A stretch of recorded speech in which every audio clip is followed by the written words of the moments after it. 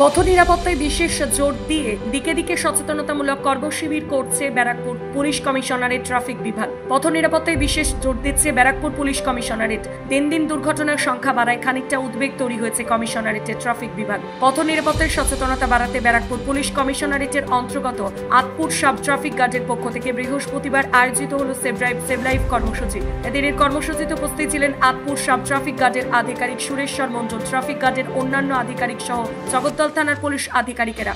এদিন কর্মসূচি Shyamnagar power house মোড় থেকে শুরু হয়ে শ্যামনগর চৌরঙ্গি মোড়ে এসে শেষ হয়। অন্যদিকে কাঁচরাপাড়ায় পথ নিরাপত্তায় সচেতনতা বাড়াতে সাংবাদিক ও পুলিশ যৌথ উদ্যোগে পথ নিরাপত্তায় সচেতনতা সভার আয়োজন করা হয়।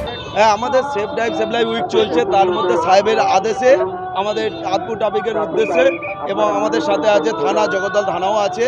আমরা একটা সেভ লাইফ র্যালি করেছি, সকাল থেকে করা হয়েছে, যেটা আমাদের পাওয়ার হাউস থেকে চৌরঙ্গি পর্যন্ত আমরা করলাম।